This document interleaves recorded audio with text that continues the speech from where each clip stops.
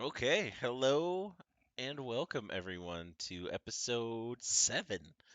Can't believe we're already on episode 7 of Rollin' Heavy. We Yep. are, yeah, we are your super heavies. I am Darren, aka Big D, joined as always by Dustin, the notorious BOF. How are you tonight, my friend? I'm doing well, sir. How are you? I'm doing great. All things considered, it was a pretty good week. How are the shoulders feeling? A little stiff, a little stiff Yeah. from from Mm. uh from the arm locks last night. Not gonna lie. Yeah, you're welcome. Yeah, you locked them in pretty good, plus a choke. So you Yep. had a good night of rolling yesterday, Yeah, it was a good night, man. I was either gonna put you to sleep or break your arm off. or both. I mean, Yeah, you could if I you couldn't could break really your, go either way from there. I was either gonna break your arm or put you to sleep. Yeah. So I mean, yeah. Last night was our first night back in the gym. After about a week and a half, right? We weren't Yep. able to make it last week, and then we didn't go Monday. This week. So yeah, just one class this week, but it was good. It felt good to get back in the gym. It feels less good today. Hmm. Uh, Which it usually does after a bit of a break. um, but the only parts that's really sore. Like I feel good. Like I've got energy and everything, but my shoulders don't like getting cranked on. That's not good. I am Your not. body just felt like you were at the gym. I am not Gumby in my shoulders. I can't take the strain quite as well as you can. Yeah, yeah. I don't know. I don't know. I mean, there was some like, I'm not gonna sit here and say like, I'm a super tough guy. Which I am, but I'm not going to say that, obviously. Uh, Of course not. Of course not. I mean, why would I say that? I'm humble, of course. Um, Quite no, I can. quite I mean, humble.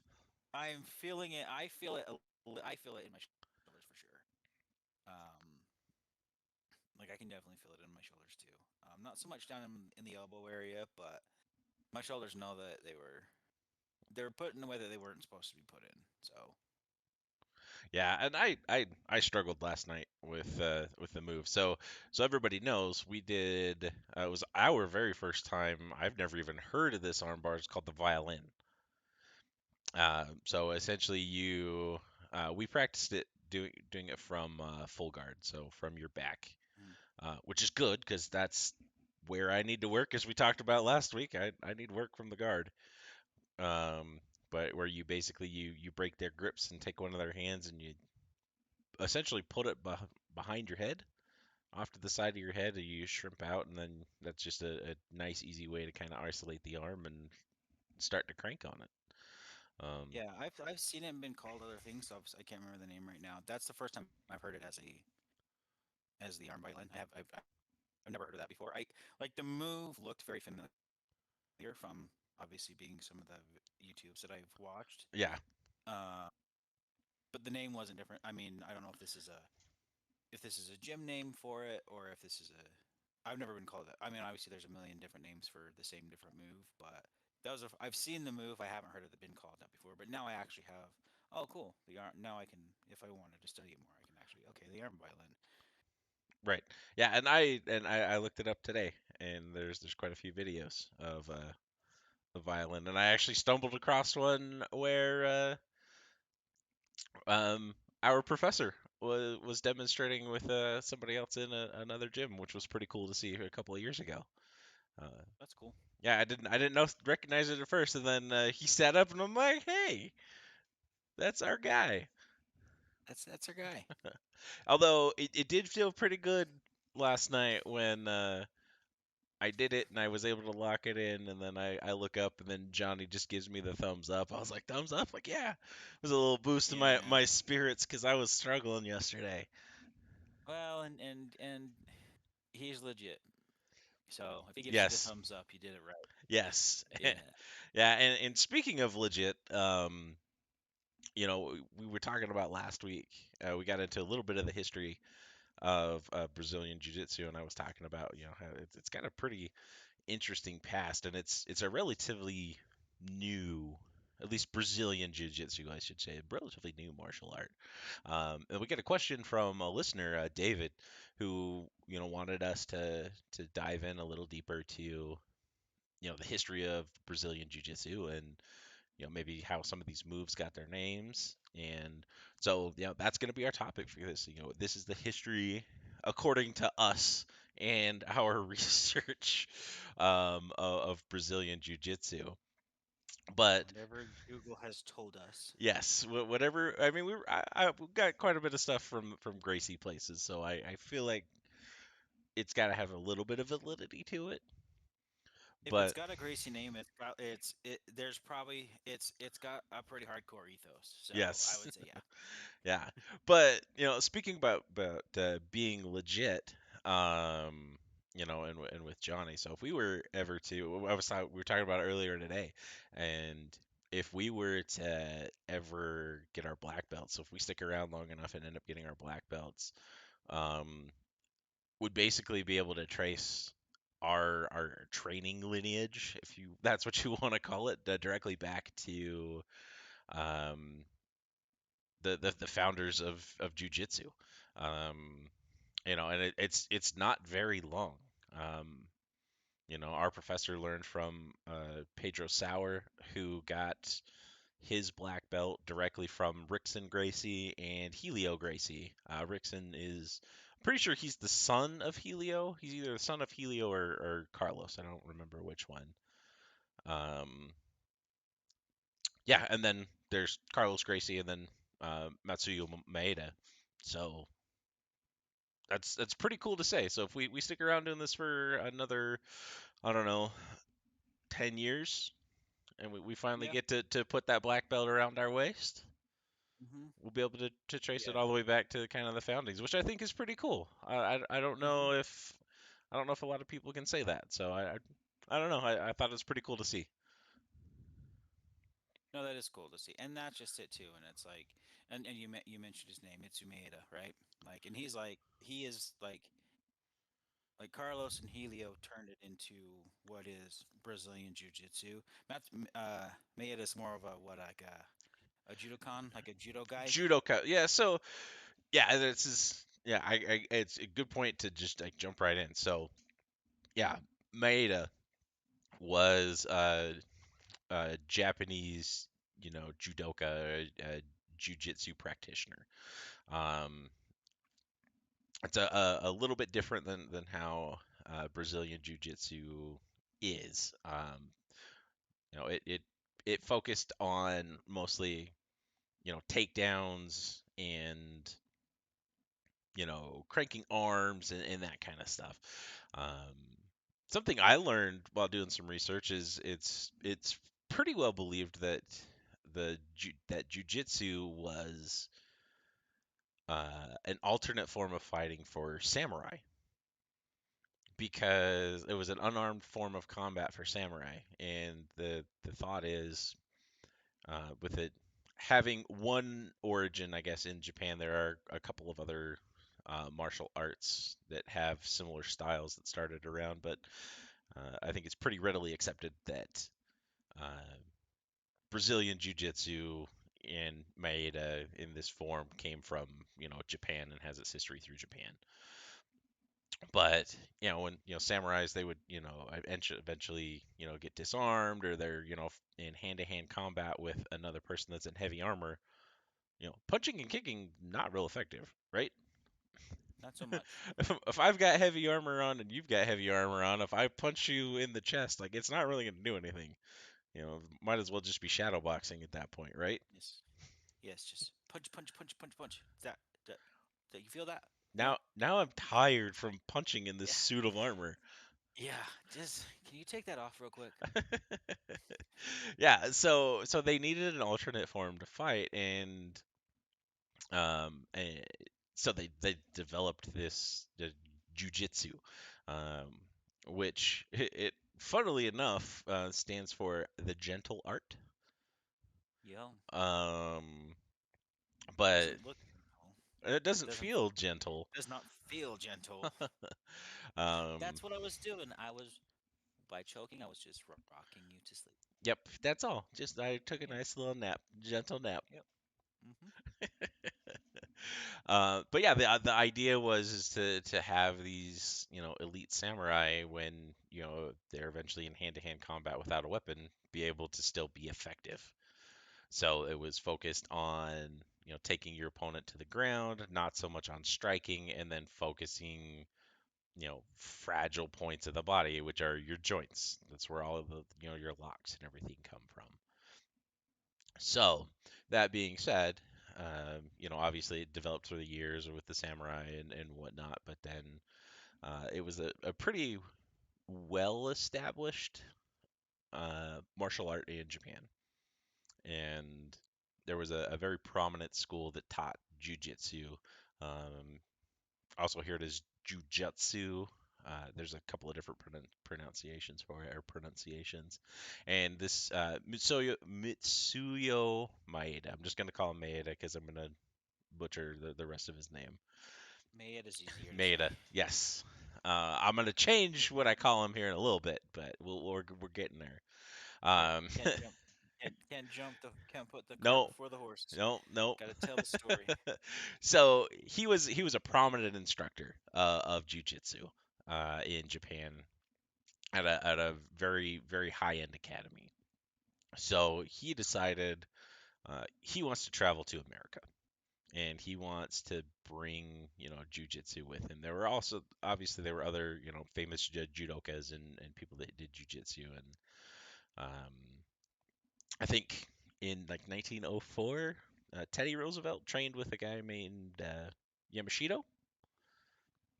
So there was already some familiarity of jujitsu in U.S. Sorry, I went off on a little bit of a tangent. I just thought that was kind of cool.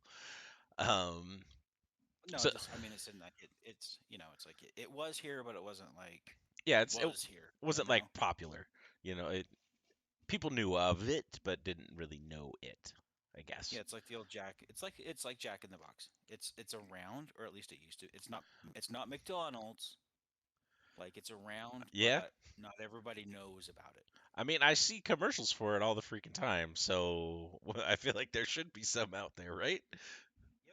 Yep. Um, so he decides he wants to bring it over and come over to America.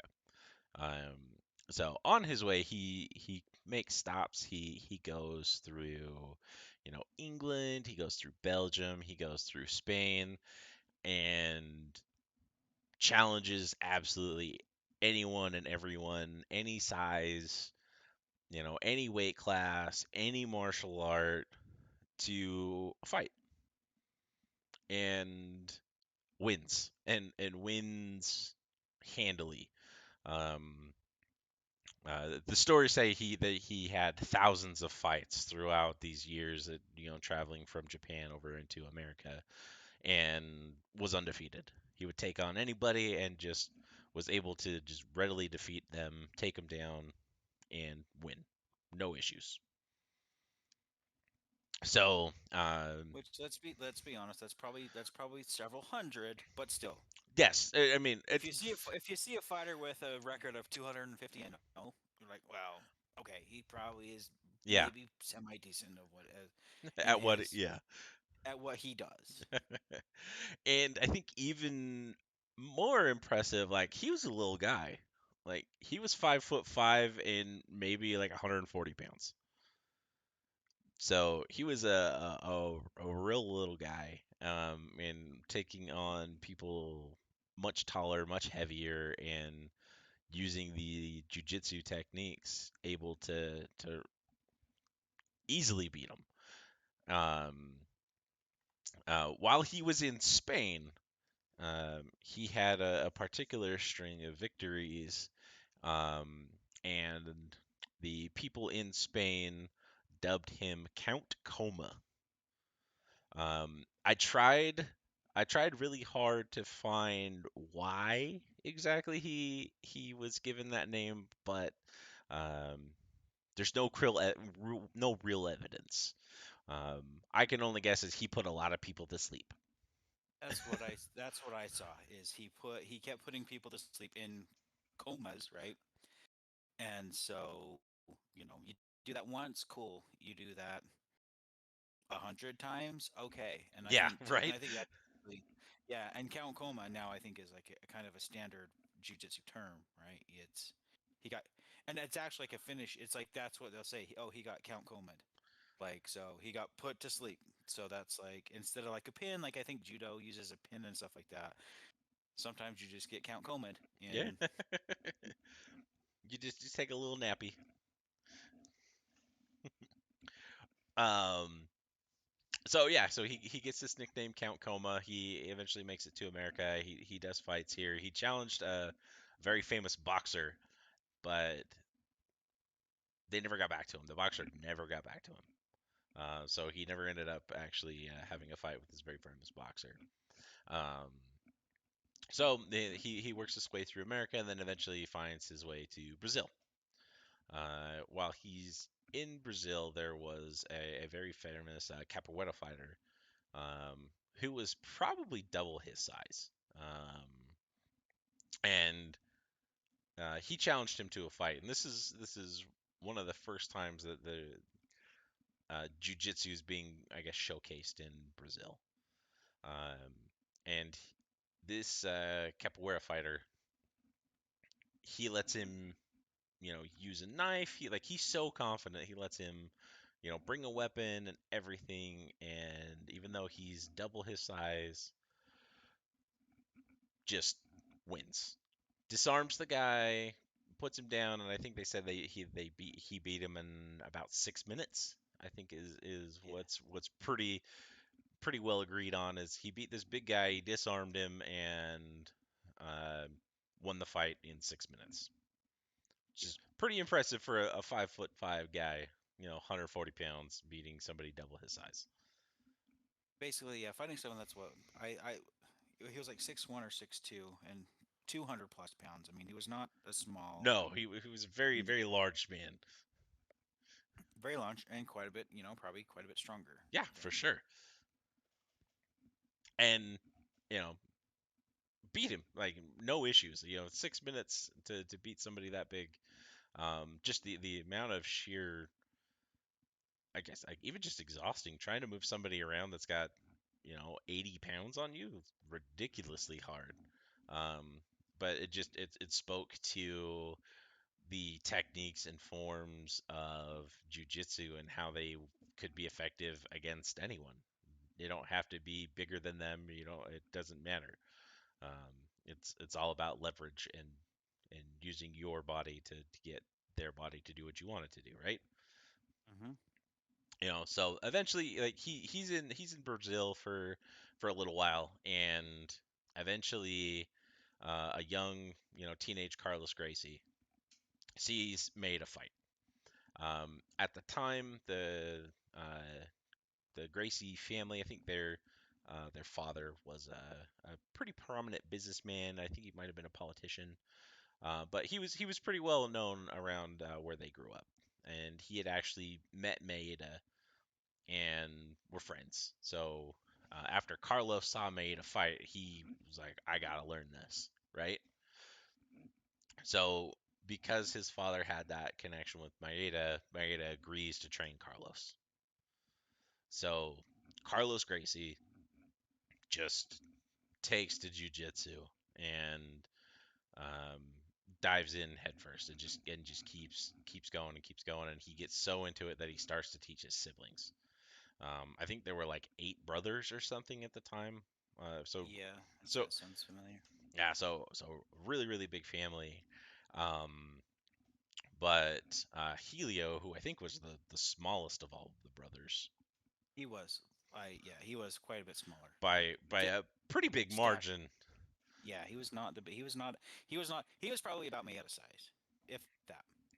Um, but he just like he had this natural ability for it. He picked it up, and was really a true innovator. And he made a lot of these technical innovations, and basically it got to a point where it had become different enough from the traditional Japanese jujitsu that as he was teaching it, it got that it was Brazilian jiu-jitsu. This was the Gracie style jiu-jitsu, um, which is kind of where Brazilian jiu-jitsu was born, and that's why Helio is credited with being the godfather of Brazilian jiu-jitsu.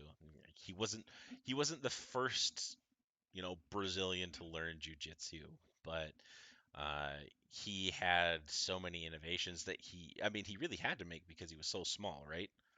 He Yep. couldn't he couldn't do all of the techniques that even Maeda could do, um, and he had to make these adaptations and innovations in order to get himself better in order to win these fights. And that's kind of how Brazilian jiu-jitsu evolved from the traditional Japanese jiu-jitsu style. Um, and then I mean from there he kind of uh, took in the fight mentality, and he was doing the same thing. Him and Carlos actually challenging everybody, anyone and anywhere. We want to Mhm. fight. We want Mhm. to, we're gonna win, and they did. Uh, Yep. pretty handily as well. And I think, um, the biggest kind of boom to the sport, at least in my opinion, and where it really started to gain more, I guess, mainstream notoriety was when the Ultimate Fighting Championship Mhm. first happened, right? With Um, Royce Gracie, right, yep, and Ken and Shamrock. and if anybody's watched the first three Ultimate Fighters, or not Ultimate Fighters, Ultimate Fighting Championships, um, you see Hoist Gracie just put on a clinic. He's going up against all different types of fighters. He was the smallest guy. And that's the like funny thing is he was the smallest contender in the UFC series. Oh, and you Uh, have to and you have to look at it too. Back then, back when the UFC started, it was a tournament style. It yep. wasn't broken down into weight classes and No. everything, kind of like it is. More of an organized fighting combat sport now, where it's like Yeah. it's broken down into It's like it's a tournament, man. If you weigh 120 pounds and you fight a guy that's 400 pounds, you fight a guy that's It, 400 pounds. right. You're Yeah. gonna There's die. pretty much, and like there were very little rules. It was, um, I mean, bare No knuckles. biting. Yeah. No. Yeah. No. No No biting. biting, obviously. No But fish hooking. yeah. But No eye gouging. you But could go don't bare go. knuckles if you wanted to go bare knuckles. You could rap if you wanted to rap. Yep. But What, what, are you gonna give me some bars? Is that what I that, got going on? that's all I got. That's my Okay, rap. all right, gotcha.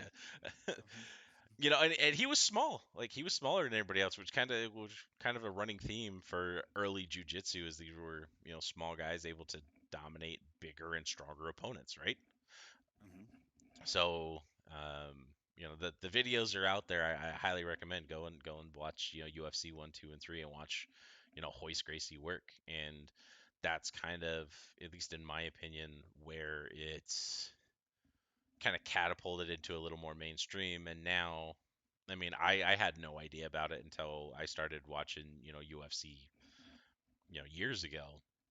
Hmm. Um, when I was like, okay, yeah, this is really cool. And I always liked the guys that were on the ground, but you know looking back through the history of it, and there's a lot more. This is a pretty brief kind of history of jujitsu. There's a lot of interesting things that happened. I know you're gonna cover one of them, with one of Helios fights, Yep. but yeah, it's crazy. And then now looking up, I can go to you know any state in the U.S. and almost any city, and I can find some place that does jujitsu or teaches jujitsu, has a jujitsu class, um, fairly readily. right? And I gotta Sure. gotta credit that back to Carlos and Helio, making it what it is, and then kind of the bigger boom with Ultimate Fighting, and then Hoist Gracie kind of bringing it to the mainstream because this Ultimate Fighting was something crazy. It's like, oh, it's not boxing, it's not wrestling. Like, what is this? It's It no, it's yes. This is basically it. Honestly, when I first saw it, I'm like, this is like the gladiators of ancient Rome. Yeah, for real. Like it Two drew men like enter, that. one. Actually, it was Thunderdome. Two men enter, one Yeah, man leaves. pretty That's it's much. what it was. Yeah, But and yeah, yeah, it was crazy. And the funny thing about that first UFC is they didn't want to let Hoist fight. Like his I was like, who is this? Like, and he does what now? And like they saw they like his card, and he was a smaller fighter, and they didn't want to let him fight. But because it wasn't a big spectacle that it is now, like they eventually settled on it, and because they saw his fight record as being, it was like 200 and 0 or something like that. yeah. No, Something, he had fought several hundred fights by that point in time. Yeah. yeah, something ridiculous like that. And they're like, all right, well, if he's really 200 and 0, prove it. Yeah, and I think too, and kind of what I mentioned a couple weeks ago or a couple episodes ago, what Stephen Bonner and Forrest Griffin did for the UFC. Yeah, I think Hoist Gracie in the UFC did it, it did the same thing for jiu-jitsu. yeah, I What Stephen agree with that for so what sure. Steve what Stephen Bonner and Forrest Griffin did for the UFC, obviously, like, hey man, you got to watch this thing. You Right. have to watch. Just And that obviously, brawl. this is probably, gosh, that would have been what, maybe UFC 10-ish, maybe. I mean, it was still pretty new. Yes. Um, but they, by that point in time, they had weight classes, and it was more of a civilized fighting. As civilized as you can get with a 6-ounce glove and Uh-huh. choking choking and punching. But I think what Hoist Gracie did for jiu-jitsu entering the UFC, because even still, the people in the UFC were like, we don't even, what are you even talking about? Like, what is this? Okay, we have wrestlers. Yeah. So you're a grappler, right? Well, we have a wrestler. Are you a wrestler? We have shoot fighters. Are you a shoot fighter? What are you? Right. And he's like, no, I'm a jiu-jitsu practitioner. Practice, Hey, Gracie Jiu-Jitsu. don't get killed. And then he's the champion, right? Champion 1 and 2, I believe. I think he did 3 too, or it might have. I think 3. There's a little controversy with 3 and I him and think Ken Shamrock. 3, him and Ken Champ. I don't know if they called it a draw. I think it I ended can't up being remember. a draw, but there's some controversy kind of back and forth there. Yeah, that's a controversial decision. Like, yeah, but look at it, make your own decision. But regardless, Hoist Gracie won UFC 1 and UFC 2 flat out, and you know, all he did was he never threw a punch. You didn't see him throw a punch. Nope, a He caught couple them. of check kicks and that kind of stuff, but that's it. Yeah, he would wait for them to throw a punch, catch the punch, and then take it to the ground. Yeah, But yeah, and yeah, so and I think from there it gained more and more and more notoriety as the UFC got bigger, because that was kind of the for those who weren't already in martial arts and weren't already familiar with it, like I guess that was kind of the foil that brought a lot of these martial arts styles to the mainstream, right? yep, And so yeah, because because UFC 1, UFC 2, it's like it's bar fighters, man. Like yeah, you look at it, Tank Abbott, Tank Abbott, that dude's just a dude that if he'll beat anybody in the bar. for But sure. Yeah. like you want to fight, do you? And it's a bar situation. Tank Abbott's gonna take you down, but he didn't do super great in the UFC because there was actual trained fighters. Right. Yeah, and But so yeah, but from there, I mean, like the popularity is just kind of to grow has just kind of grown from there. Um, so and the reason that spawned like this whole conversation in the first place was, in our gym we have a picture of Helio Gracie, uh, above all the mirrors and stuff, and it's just hanging up in the gym, kind of overlooking the mats and everything. And as we've watched videos, you noticed one that it's like, hey, that was kind of cool. They had the same kind of the same picture up there, and then we just kind of Yep. started to talk about it a little bit. So Yeah, you'll probably see Helio in most yeah, jiu-jitsu gyms. yeah. So very cool. There's a lot of stuff that I just kind of glossed over just because I could sit and talk about this for probably hours with how many things happened, and we want to try to keep this to about an hour or so. Um, but I highly recommend if it's interesting to you, go back and actually look up the history of Maeda and Carlos and Helio as they kind of made their way from their respective places and around, and some of the fights and crazy stuff that they had. It's super interesting. I'm a history nerd as it is anyway, so Mm. looking into the history for something that I love to do, just I mean it's something that's fun for me. So if that's not your thing, I get it, but yeah, I highly recommend going back because there's a lot of really cool, interesting things that kind of happen along the way. Yeah, for sure. That Yeah, being and it's said, one of go yeah, ahead. it's one of those things too. It's like I mean, there's a lot of rabbit holes you can fall down to. Yes. Yeah. Yeah, and one of those rabbit holes that I've gone down a couple of times is, why is this move called this? Some of them have Yes. have very very very specific names. Like why, like who decided to call it? Like yesterday, like why is this called the violin? Yeah. Why Yeah. why is it an Americana, or why is it a triangle? Why is it this? There's so many um Like, why so is it this? What? Yeah. Yeah. Why is it this? Why is it this? Well, why is it also called? Well, why is it called this and also this and also this? Why does it have five different names? right, The same. right. Can we just standardize the name and call it this thing? Like,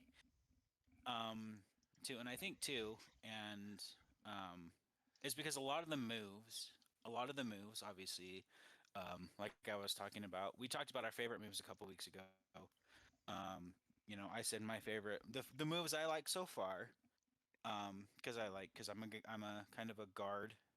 I'm a guard worker. I like to work off of my back. I think after last night, I might be starting to convert you to a side control guy. I might, well, that's where I do my key lock from too, though.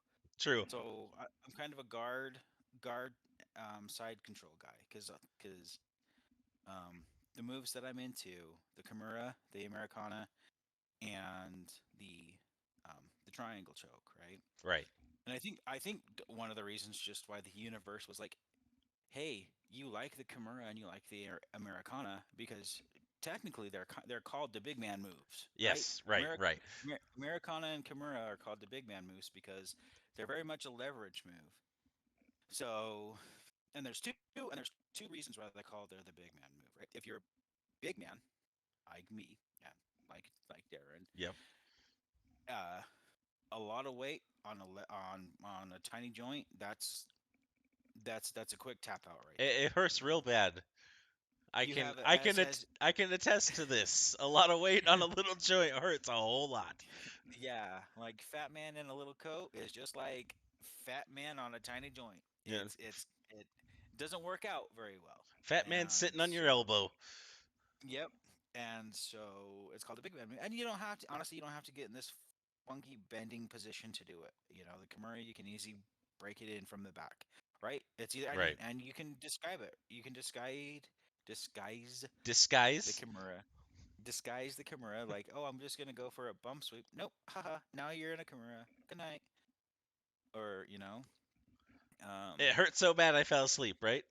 it hurt so bad I fell asleep. The pain put me to sleep. Good night. Yep. Saying good night, good night to your joint. Your Um, your Kimura is so good, it's also a choke. it's yeah, that's how good I am at the Kimura. It's the Kimura joke. What do you do? I haven't you ever been put to sleep by someone ranking on your shoulder? Duh, it happens all the time. Right. Just Just watch. You remember the Iron Claw, Iron Cheek, Yep. Iron Claw on the shoulder? Basically the same thing. You can pass out from pain, and that's what I do. If you don't tap or I don't hear you tap, Right. you'll go to Right. sleep, and I'll be like, "Hey, I didn't feel a tap." So, but that's the reason I like kind of like those two moves. Um, just because they are the big man moves, and like I was gonna say, big man move because you don't have to be crazy flexible to do it. You Right. can really get it from you can get them both from kind of a lot of different positions. You can get the key lock um, from guard as well or half guard. Um, I'm not good enough to get it from there yet, so that's why I like the side control to do it. That's kind of the one way that I know how to do it right now. Yep. But with it being a good move for a bigger practitioner, it's also good for a smaller practitioner. Maeda, Helio, obviously two great examples, because they can use that move on a larger opponent because it's all about leverage. So Yep. they don't have to be super strong to lock in a key lock or a Kimura on a bigger opponent because it's just all about leverage, just getting your body in the right spot. And even if they only have 120 of their 140-pound frame, they're only putting maybe 20 pounds on a joint. That's that your shoulder It's joint's not made to just hold 20 pounds and get cranked at the same time. right. Yeah. So it's kind of like a double-edged sword. Yeah. It's good for big men. It's also to use great against bigger opponents. Um, and with that, um, so the Kimura lock has obviously the Kimura, the Americana, very similar moves. However, the Kimura has been around for quite a bit longer than the Americana. Americana kind of started getting popularity like in the early '60s, like as it was moving through um, Brazil by like the judo practitioners and the professional wrestlers. Yep. They would use it in their matches and stuff like that. And it was like, oh hey, what's that? What's that move? What's that move? Basically, catch wrestlers and stuff like that. It's like, well, that's kind of like a Kimura only on the side, right? The um, so the Americana has a kind of a newer kind of is newer of the moves is Right. kind of the quote unquote fresher move. Um, so there's not one person that's really um, given the credit to, hey, it's my move, and that's why it's called the Americana or Right. why it's called the key lock. It's called the key lock. The reason why it's called the key lock because it looks like you're putting a key into the lock and then turning it. So that's kind of why it's called a key lock. Yeah. I guess that makes sense if you get their arm up. Yeah. I could see that. Yeah. So it's a key. You're putting the key in the lock, and then you're turning the key, and then so that's why the key lock. Americana. I'm not sure why they call it an Americana. I don't know if it's because when it started, you know, being moved over here to the United States, and then it was, by catch wrestlers and stuff like that. I'm not 100% sure why it's called the Americana, but anyway, the whole base of the key lock is it looks like a key in a lock, so it's the key lock. But like I said, that one's pretty new. Um, the Kimura, on the other hand, has been around for quite a bit of time. Yeah. If you go to the old, what is it, the old German shoot fighting manuals from like 1520s, there's a version of the Kimura in there. Um, and then, like in the early 1920s, wrestlers would call it the catch wrestlers would call it the double wrist lock. So it's the Kimura, but they called it the double wrist lock. Um, and then and then there's a gentleman named um, Robin Reed who decided I want to make famous. I want to make this move famous, and I want to be famous for using this move. And he actually won the 1924 Paris Olympics using basically the double wrist lock, which is the Kimura, right? Right. Um, Right. so he's like, I want to make this move pop. I want to make this move my move, and I'm going to do that. However, it was still just it was a it was a wrestling move, so didn't really it just stayed the double wrist lock. It didn't get moved to like the name Kimura or anything. That obviously with his name being Robin Reed, it's Right. not going to be changed to the Kimura. But however, and there's where it ties into Helio. Um, so um, Helio was challenged by another judoka master. His name, uh, Masahiko Kimura. Hmm. And then so You don't him and say. I don't You say. don't say. So, and this is about 1951. So he challenges Julio again. Um, uh, Kimura quite a bit bigger than Helio. Um, but one of the things in the gym, and one of the things that is the kind of the Pedro Sauer kind of this is the kind of the creed of a black belt is indomitable spirit, right? Right. Right. And so in this fight uh, with Masahiko Kimura and Helio, um, they do their rolling, and Kimura gets Helio in the Kimura, and he doesn't tap. He never taps. He never taps. Never taps. Ends up breaking his arm, and they separate. They come back, and Helio's like, "Oh, I'm fine. I'm fine. I'm fine." They do. Right. I think they doing 6 minute rounds at this time. Round two, they go in. They start fighting again. Roll around, roll around, roll around. Masha uh, Masahiko gets Helio in the arm lock or the Kimura again and breaks his other arm. At that point, Carlos is like, "Nope, let's throw in the towel. I am not. This is Nah, not. no. It's over, man. It's over, man." And so that's the indomitable spirit of Helio. Not. He's like, "I will not tap out. I will not tap. I will not tap." And mind you, this is in Brazil. Yes. This is an It's outside competitor in Brazil in about 200,000 spectators watching this fight, and yeah, he was the just like, the biggest fight in jiu-jitsu history at that point, and "Yep, was the only championship fight to ever be held outside of Japan. So this was massive at the time. yes, yeah." And so he's like, I will not, I will not tap. And he was like, "Fine, break my arms," and they did, broke his arms. Yeah. So they throw in the towel, but still, and that's kind of, and there you go, and that's kind of another thing, of one of the things why Helio is the grandfather of jujitsu. It's like, I mean, he lost, but did he lose? I mean, Yeah. Well, and that opened up. it opened up everything from there, right? Hmm. Well, and the crazy thing about that is Kimura was a lot bigger than him.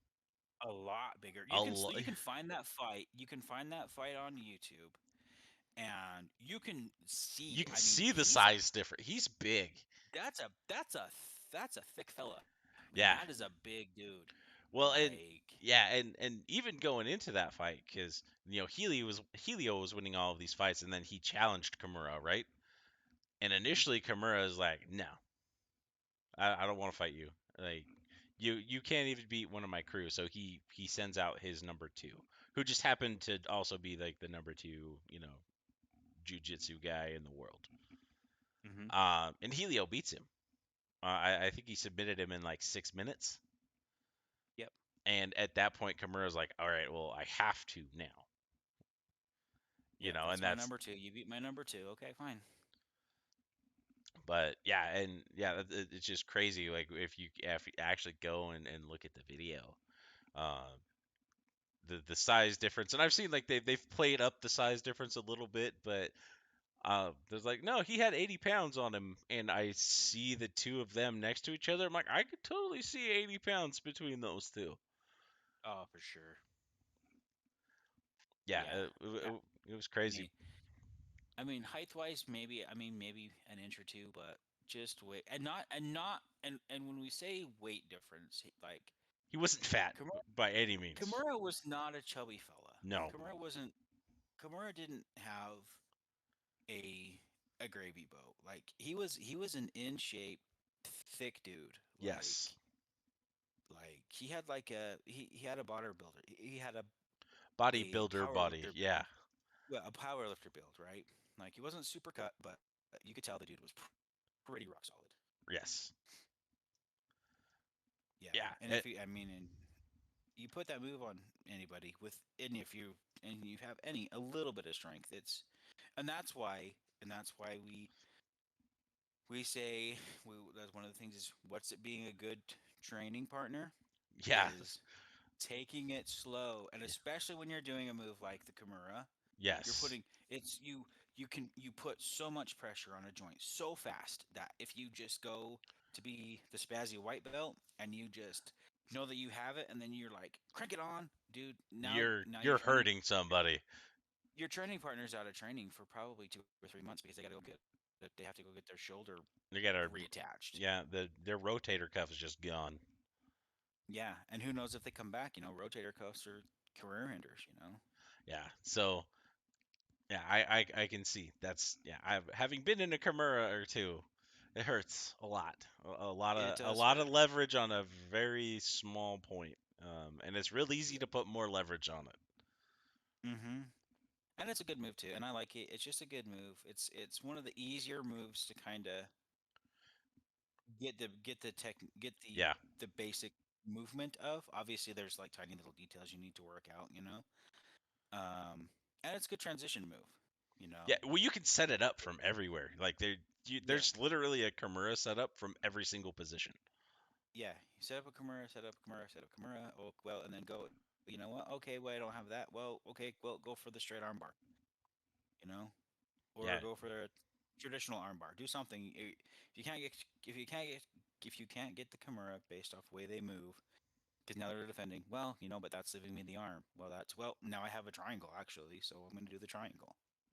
yeah. Well, and the thing is if you can get into a Kimura position where you've actually got their arm behind their back, it's almost impossible to get out of. Yeah, like there's no way. Like when we had one of the professors the other week, when we were learning kind of the Kimura, or a different way to get into the Kimura. Um, he's quite a bit smaller than Yeah. he's probably what I would say maybe 100, maybe 160, if that. I'd say probably 160 pounds, you know? Mhm. But when he got in the position and he's on me, I'm sure there's ways to try to move out of it, but once it's locked in, there's no place I could go. Yeah, I mean, you're thoroughly controlled at that point. I can't go forward because if I go forward, my You're arm just is going back farther. you're just gonna pull your arm out of the socket. So I can't roll forward. If I roll back, he's blocking me from rolling. There's no place that I can go. So No. Yeah, like once you yeah, get there, you're pretty much done. Just get ready yeah, to tap. You just hope that they yeah, don't have it the way they need to and they can't crank on you, so just go. yeah. Hopefully it's not on as good, and you can survive long enough for them to make a mistake or get tired and try to let it go. Yep. Yeah. Yeah. But to and one of the other and the other move that I wanted to talk about which was the first one I put on, actual good choke I put on you yesterday, You did. the triangle. And it wasn't The even a full triangle. triangle, but you choked the hell out of me.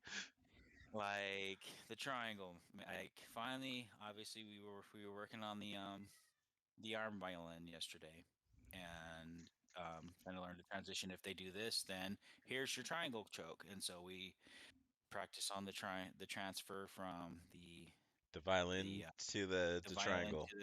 to the triangle. And I know we've tried a bunch of times to get triangles, and I've never been able to really get it in. But yesterday it sunk in, and it was just, it was good, and even there were like you didn't even have to squeeze. Like once you put it, like I could feel it, then you squoze, and I was like, I'm gonna be done. Yeah, I was And like, I'm going to sleep real soon if I don't tap.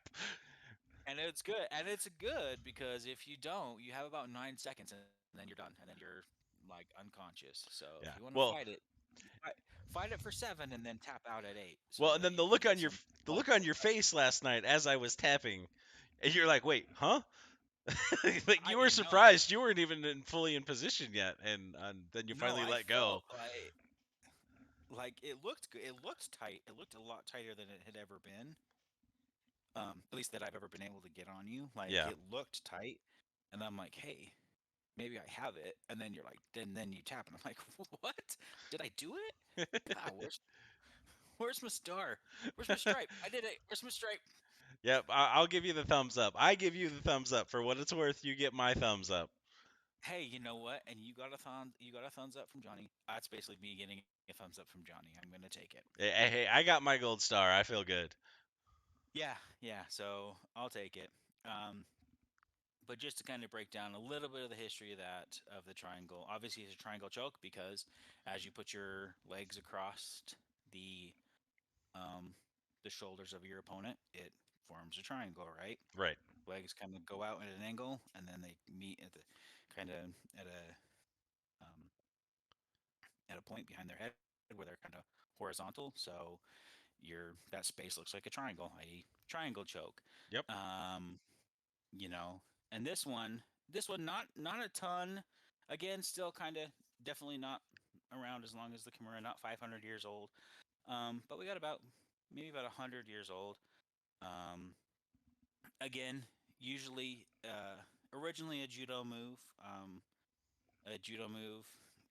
I'm gonna butcher. They call it a senkaku hime. That's what they call it in judo. So That basically, just saying sounds dirty. it is dirty. Welcome to Rolling Heavy After Ooh. Dark. Press one for a Later. senkaku hime.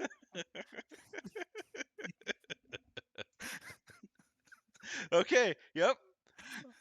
So There's always one. There's always one. there's always one. It was later in the day, but there it is. Um, you're welcome.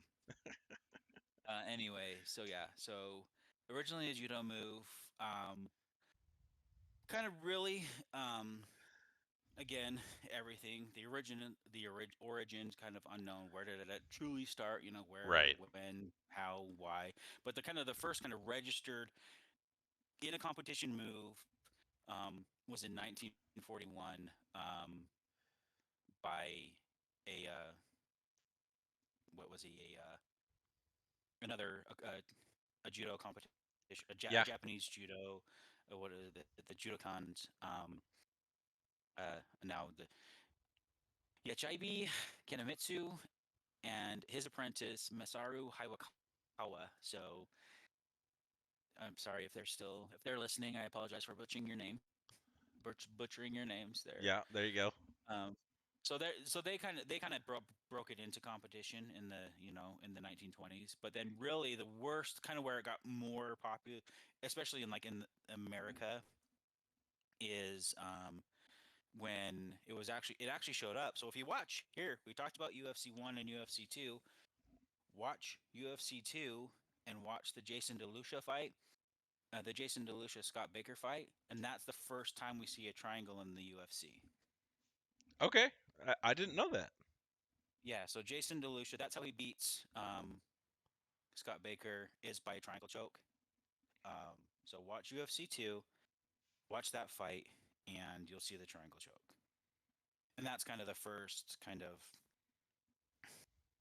record of it actually being in a kind of a mixed martial art UFC kind of fight here in Very the cool. United States. And that was what, 94? Yeah, 94. Okay. Yeah. I So, had no idea. yeah. So, yeah, so when you come across the UFC 2, I think you can get the whole thing on YouTube. Yeah. They have all of the I think 1 through 5 for free. Um. Yeah. I watched them all. Yeah. So yeah, so there if you need to see what the triangle choke looks like, or if you've never looked at it, or you want to see the first MMA record of it, there you go. Awesome. Well, I learned something new today, Yeah, me too. and I just learned this week, or I guess last weekend. But I was watching Pokemon with my son, and did you know that there is a Jujitsu Pokemon? I did not know that there was a jujitsu I Pokemon. just learned it. His name is Graplocked. Okay. It is a fighting octopus, and probably Well, my new favorite Pokemon. well, I can see. Well, and the name Graplock, that's right. I mean, if you got 8 arms, you could put in. That's a lot of Yeah. locks you can He put in. he wears a tentacle around his waist like a belt. Um. Probably of an opponent. Yep. Probably of a past opponent. So yeah, I just wanted to drop one last knowledge bomb for today. Of Wow, that's interesting. the jujitsu Pokemon is Graplocked. Graplock. Well, when I get good. That's my move. I'm gonna call it the grab lock. The grap locked. If you find something that's new, that If I is that find is something yours. that's new, or uh, a variation of a existing move, I'm gonna call it. I'm gonna call it. I'm gonna call it the crap lock.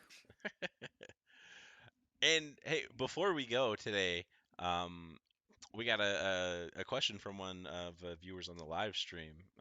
They asked, uh, well, like what's the size? Why like what's the size comparison? I guess to us and the other people in the gym. Do we always go against each other, or are we going against smaller guys? And are there very many women in our gym? So first off, I think you and I are definitely the biggest guys in our gym. Well, There, I would say probably we're if probably top four. I think there's a couple of at least one dude that's probably a little bit bigger than us. yeah, there's. I think Height wise and weight wise. I'm definitely the biggest dude. Like as far as overall weight goes, Yeah, I think um, so. I think I'm the biggest guy. I don't want to say by far because there's a couple of taller, bigger dudes. And there's a couple of shorter, rounder dudes.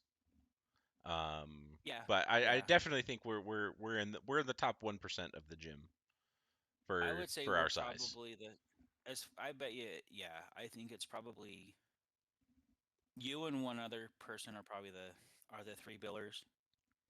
Um, I'm probably just the just shy of a three biller, and then I think everybody else is probably I would say probably maybe between 240 to 260. The other bigger guys, and which is a super heavyweight. Yeah, I mean And we're all still in the same weight class. yeah, anything over what two? I think two. I think I think heavyweight stops at I want to say like 222 or something like that, Yeah, or 202 or something. I don't It's like I don't remember. I it's don't again have the it's weight like classes memorized. it's a crazy small weight, Yeah. but yeah. But Uh, with that and so yeah, and yes, there's a lot of women that are in the gym. yeah, there are quite a few women in the gym, and they are there very very regularly. Hmm. Yeah, and Yeah. there was just I think 2 Saturdays ago where they did a dedicated event just for the women in the gym.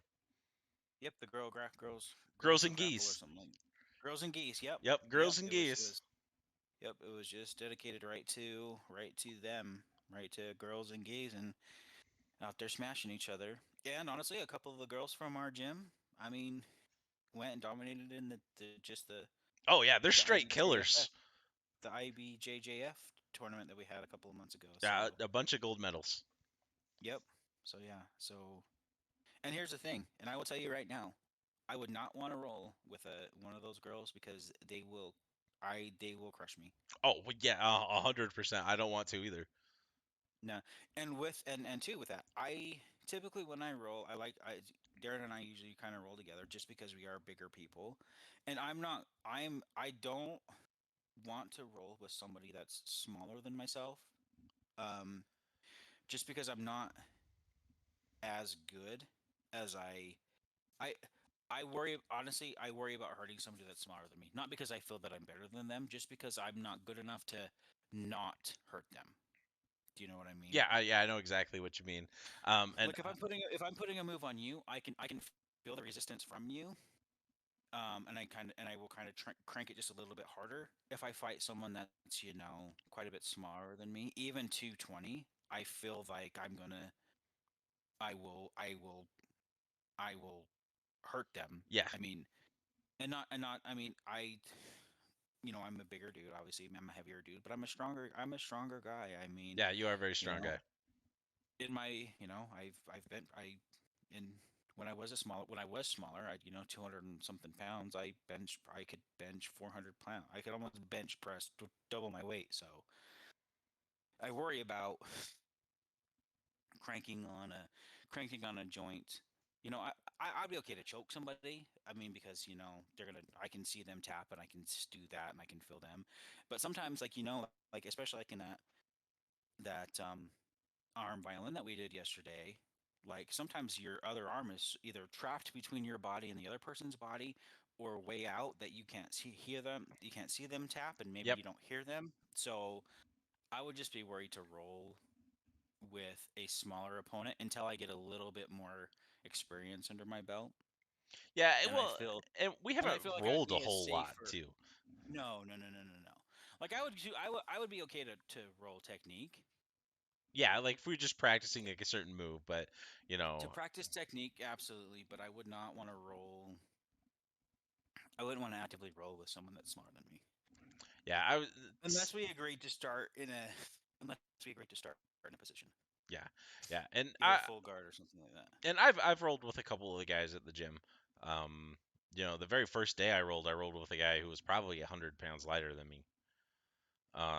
Maybe not quite, but at least 80. Like he's not a very big dude.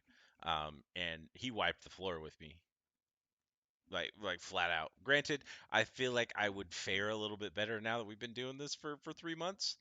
Uh, um, but it was the same thing. Like as we're doing stuff, like I didn't want to put my full body weight on him, and he's just like, "No, go for it, dude." Like, cause that's my very first class. It's the guy I trained with. We were doing the paper cutter, Yep. and I'm like, I don't want to put my whole weight on you and crush you. I'm like, it's my first day. I don't know what I'm doing. He's like, it's fine. Just do it the way you're supposed to. Like, I'll be fine. Don't worry about it. Nice. Yeah. Um, and then I rolled with the one of the other big guys at the gym. And he beat me very, very handily. He was very good, and he crushed me super fast. Hmm. Part of that's my gas tank, but part of that is he's just a lot better than me. And Got you. Yeah. somebody who's a lot better than me and approximately my same size is able to beat me very, very easily. Yeah. If it's especially if it's easy to empty that gas tank, which I think your gas tank's a little bit better. It's getting there. It's getting there. It's not great. It's not where I want it to be, but Hmm. I struggle with my gas tank right now. Hmm. But I'm working It'll on get it. better. I'm working on Yeah. it. Hmm. But all right, I we appreciate the question.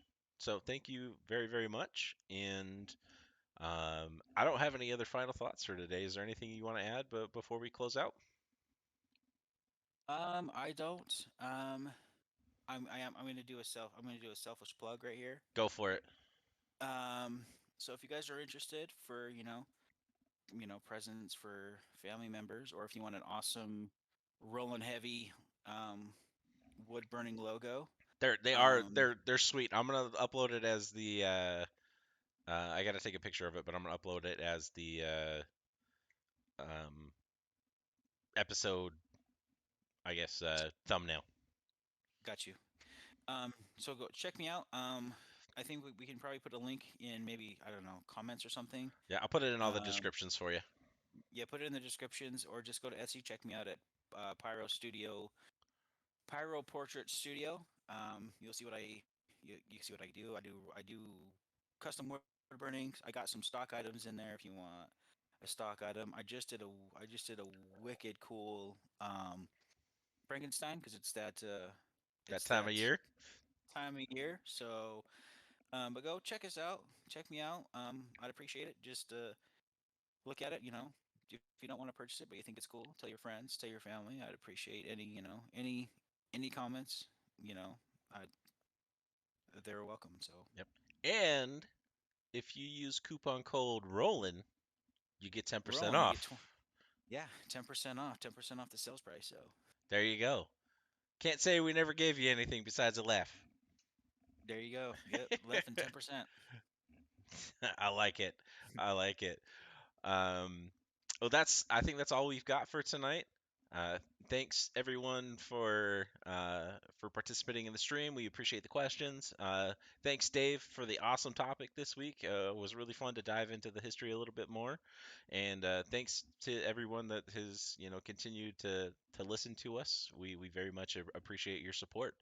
Uh, if you have questions, if you have topic suggestions, if you have word of the week suggestions, uh, please send them over to us at rollinheavybjj@gmail.com, and we will catch you all next time.